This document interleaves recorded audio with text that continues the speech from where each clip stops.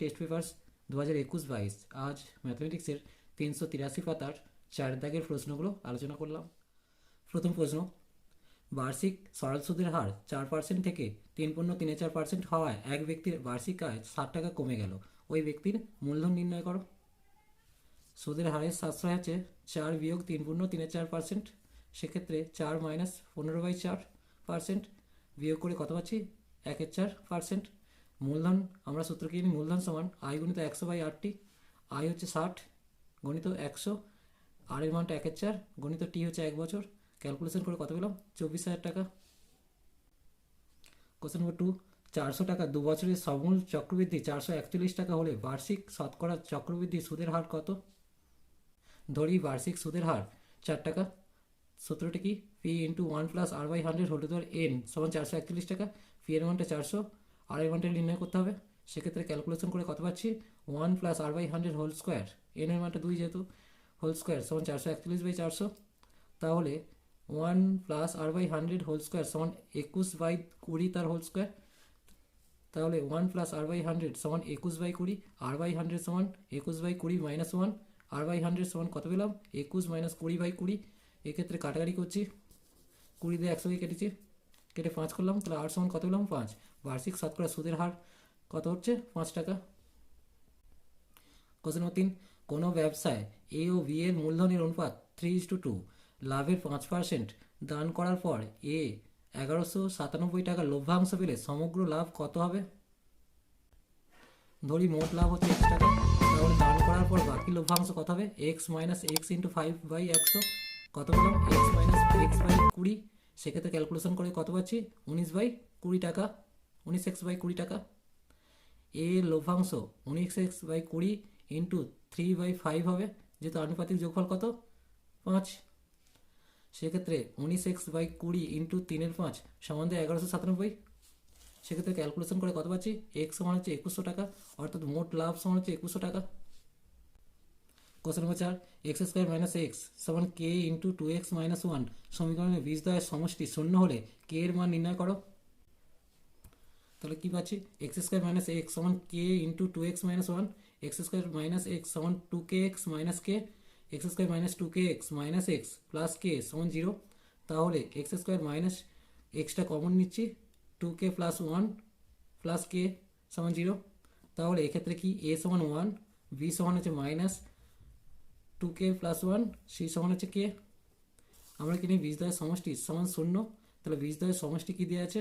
বীজদ্বয়ের সমষ্টি minus b/a করা হয়। তাহলে মাইনাস b এর মানটা বসিয়েছি আর a এর মানটা বসিয়েছি। সেক্ষেত্রে কত পাচ্ছি? 2k প্লাস 1/1 সমান 0। তাহলে কে এর মানটা কত পেলাম? -1/2। অথবা নির্ণেয় কে সমান হচ্ছে -1/2। Question number 5, √5 plus 2 whole to the power x সমান 1/√5 মাইনাস 2 হলে x এর মান নির্ণয় করো। দেখো, √5 plus 2 whole to the power x সমান 1/√5 মাইনাস 2 দিয়ে আছে। এটাকে করণীয় নিরসন করছি। করণীয় নিরসন করতে গেলে কী করতে হবে? √5 প্লাস 2 দিয়ে ওপর নিচে গুণ করেছি, করে কী পাচ্ছি? না √5 প্লাস 2/5 মাইনাস 4 সমান √5 প্লাস 2/1 সমান √5 প্লাস 2। তাহলে লিখতে পারি √5 plus 2 whole to the power x সমান √5 plus 2 whole to the power 1। তাহলে x সমান কত পেলাম? 1। নির্ণেয় x সমান কত? 1। কোশ্চেন নম্বর 6, একটি বৃত্তস্থ চতুর্ভুজের পরপর 3টি কোণের অনুপাত 1:2:3 হলে প্রথম ও তৃতীয় কোণের মান কত? ধরি 3টি কোণ যথাক্রমে x, 2x, 3x। যেহেতু বৃত্তস্থ চতুর্ভুজে বিপরীত কোণগুলি পরস্পর সম্পূরক হয়, তাহলে x প্লাস 3x সমান কত আসবে? 180 ডিগ্রি।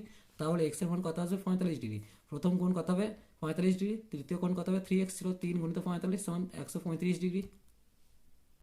কোশ্চেন নম্বর 7, 16 সেমি ব্যাস বিশিষ্ট বৃত্তের কেন্দ্র থেকে 17 সেমি দূরত্বে অবস্থিত বহিস্থ একটি বিন্দু থেকে অঙ্কিত স্পর্শকের দৈর্ঘ্য কত?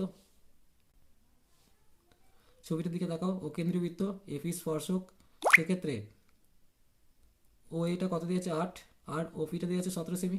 তাহলে এও সমান ব্যাসার্ধ সমান 16/2 সমান 8 সেমি বেরিয়ে আসছে। যেহেতু এ বিন্দুতে অঙ্কিত স্পর্শক এপি, তাহলে ও এটা কী হবে? এপির ওপর লম্ব হবে। তাহলে সমকোণী ত্রিভুজ এপিও থেকে কি পাচ্ছি? না এপিটা বের করতে হবে। এপি সমান কী হবে? √17² মাইনাস 8²। সেক্ষেত্রে ক্যালকুলেশন করে কত পাচ্ছি? √225 সমান 15 সেমি।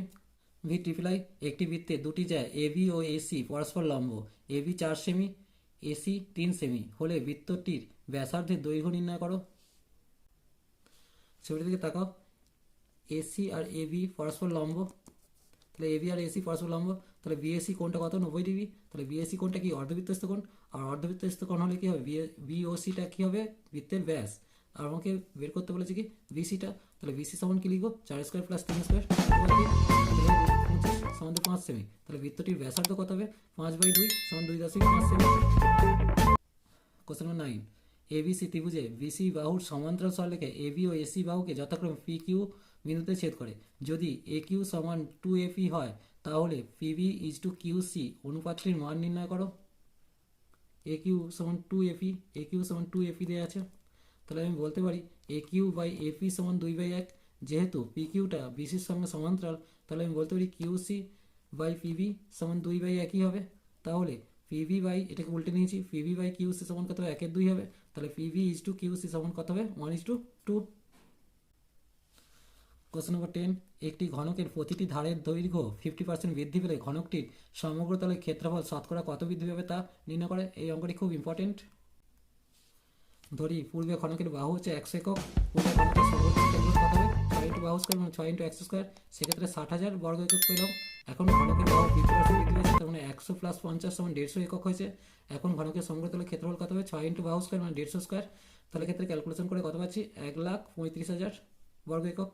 ঘনকের সমগ্র তলের ক্ষেত্রফল কত বৃদ্ধি পাবে না 1,35,000 থেকে 60,000 বিয়োগ করেছি 75,000 বর্গ একক পেয়েছি। ঘনকের সমগ্র তলের ক্ষেত্রফল শতকরা বৃদ্ধি হয়ে যাবে 75,000 বাই 60,000 ইন্টু 100, ক্যালকুলেশন করে কত পেলাম 125 বর্গ একক। কোশ্চেন নম্বর 11, দুটি লম্ববৃত্তাকার চোঙের আয়তন সমান এবং তাদের উচ্চতার অনুপাত 1:2 হলে চোঙ দুটির ব্যাসার্ধের দৈর্ঘ্যের অনুপাত কত। ধরি লম্ববৃত্তাকার চোঙের ব্যাসার্ধ যথাক্রমে কি হচ্ছে R1 এবং R2 একক এবং উচ্চতা যথাক্রমে h, 2h একক, তাহলে কি পাচ্ছি প্রথম চোঙেরটা লিখেছি দ্বিতীয় চোঙেরটা লিখেছি, তাহলে পাই R1 স্কোয়ার h সমান পাই R2 স্কোয়ার 2h হবে, সেক্ষেত্রে R1 square by R2 square সমান কত হবে 2/1 পেলাম, সেক্ষেত্রে R1 বাই R2 সমান কত হবে √2/1, অতএব ব্যাসার্ধের অনুপাত কত হবে √2:1। কোশ্চেন নম্বর 12, একটি লম্ববৃত্তাকার শঙ্কুর উচ্চতা 12 সেমি এবং আয়তন 100 পাই ঘন সেমি, শঙ্কুটির তির্যক উচ্চতা কত।